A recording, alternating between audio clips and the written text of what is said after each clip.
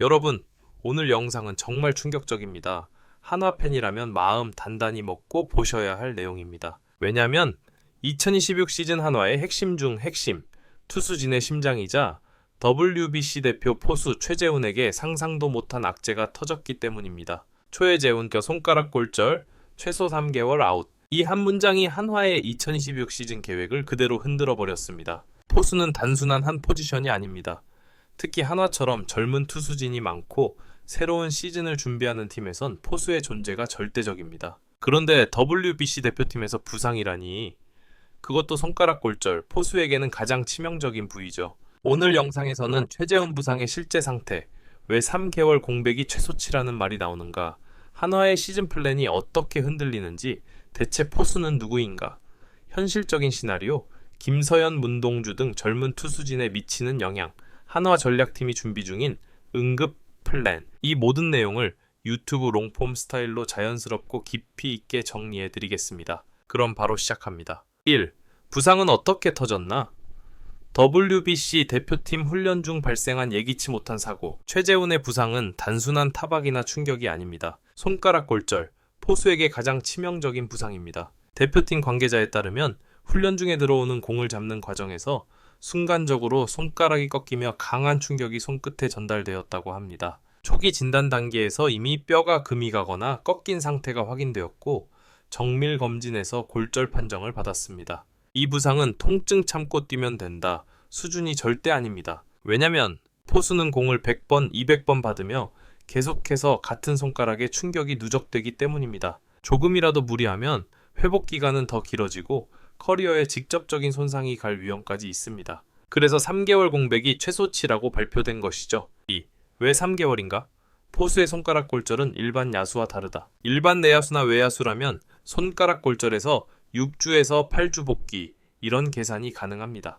하지만 포수는 완전히 다릅니다. 체크표 1번 포수 장비 플러스 캐칭 동작이 부상 부위를 가장 강하게 자극. 글러브로 공을 받는 순간 손가락에는 엄청난 충격이 들어옵니다. 골절 부위가 완전히 아물지 않으면 그 충격이 다시 금이 가거나 연골이 손상될 수 있습니다. 체크 표시 이 공을 잡는 것만 아니라 던지는 동작도 문제. 포수는 송구 빈도가 많습니다.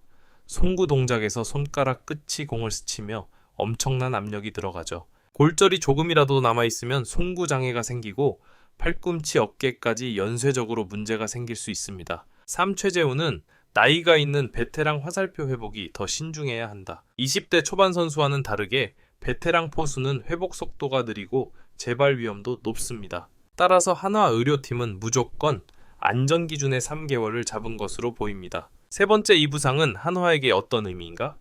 시즌 플랜이 무너지는 이유. 한화 이글스가 2026 시즌을 준비하며 가장 중점적으로 잡은 부분이 있습니다. 바로 투수진 안정화입니다. 젊은 선발진 성장, 문동주 관리, 김서영 구위 업그레이드, 좌우 밸런스 조정, 국가대표급 외국인 투수 영입, 이 모든 플랜의 중심엔 포수 최재훈이 서 있었습니다. 그런데 포수 공백은 단순히 한 자리 비는 게 아니다.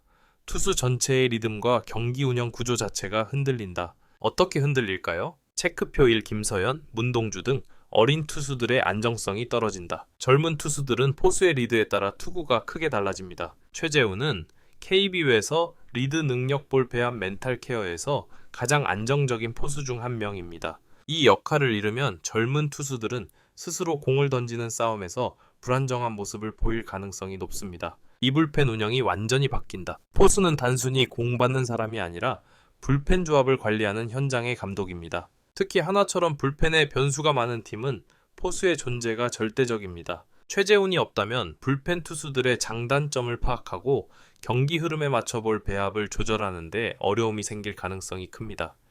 3. 외국인 투수들의 적응이 느려진다. 외국인 투수는 의사소통 플러스 경기 리듬 적응을 포수에게 의존합니다. 최재훈 같은 베테랑 포수가 빠지면 새 외국인 선발이 적응 단계에서 난항을 겪을 가능성이 큽니다. 4. 대체 포수는 누구인가?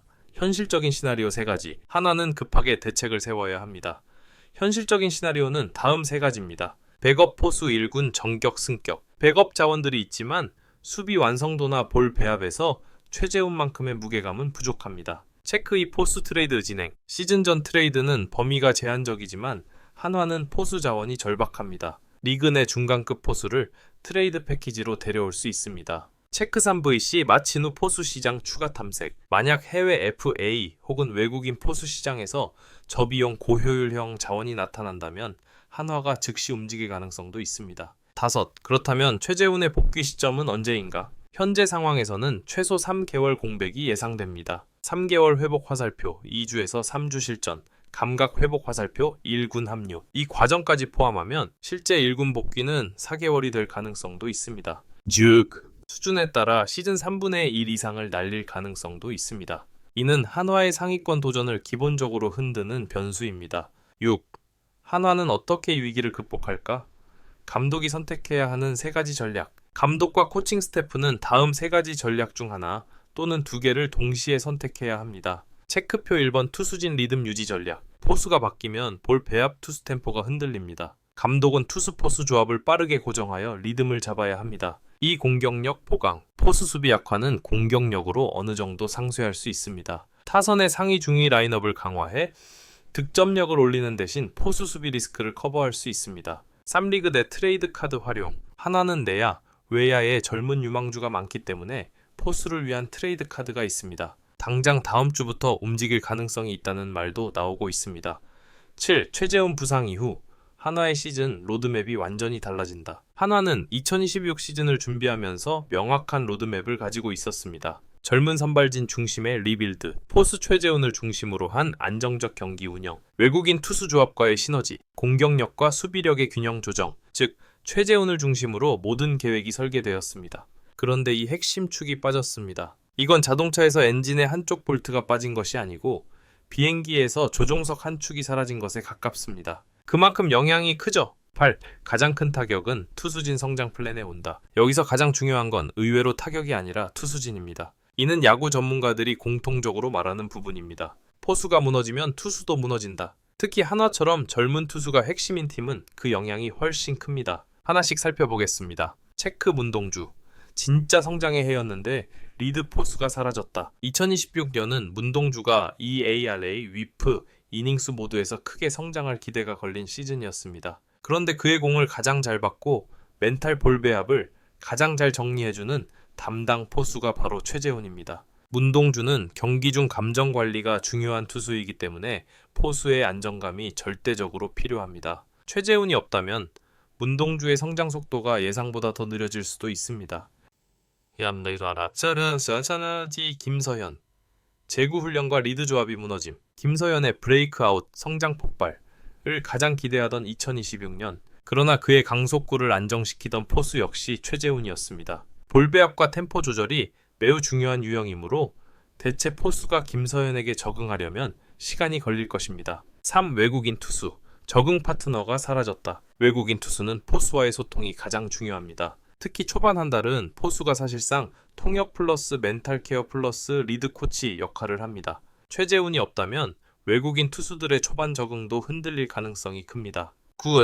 한화의 초반 20경기. 운명이 결정되는 중요한 시기. 야구에서 시즌 초반 20경기는 팀 전체 분위기를 결정짓는 매우 중요한 기간입니다. 보통은 포수 안정성이 초반 성적의 70% 이상을 좌우합니다. 최재훈 없이 맞이하는 초반 20경기, 한화는 챔피언스 경쟁에서 시작할지 밑에서 출발할지가 크게 갈릴 수 있습니다. 전력팀 내부에서도 이 초반 20경기를 어떻게 버티느냐가 전체 시즌을 결정할 거라는 시각이 강합니다. 10. 대체 포수 후보들. 현실적인 평가. 현재 한화가 활용할 수 있는 대체 포수는 크게 3그룹으로 나뉩니다. 체크표 1번 내부 백업 포수 그룹. 수비 안정성은 있지만 최재훈급 경기 운영 능력은 부족합니다. 빠른 리드, 공배합, 투수 멘탈 케어 이 3가지는 경험치가 필요한 영역입니다. 체크 표시 2번호 외부 트레이드 가능성. 리그 내 중간급 포수를 영입하는 시나리오입니다. 하지만 포수는 리그 전체에서 희소 자원이라 원하는 선수의 몸값은 꽤 높아질 수 있습니다.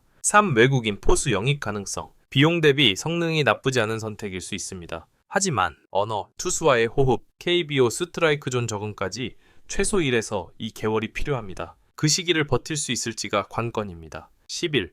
포수 공백이 타선에도 영향을 미치는 이유. 많은 팬들이 놓치는 부분이 있습니다. 포수 공백은 단순히 수비력 약화가 아니라 타선에도 직접적인 영향을 주는 문제입니다. 왜냐? 체크표 1번 포수 휴식일 증가 화살표, 백업 포수 출전, 화살표 타선 약화. 한화의 백업 포수는 공격력에서 최재훈을 대체하기 어렵습니다. OPS, 장타력, 타점 생산 모두 떨어지죠. 클린업, 라인업 운영이 흔들린다. 포수의 타격 순번이 뒤쪽으로 내려가면 중심 타선의 연속 공격이 끊어질 때가 많습니다.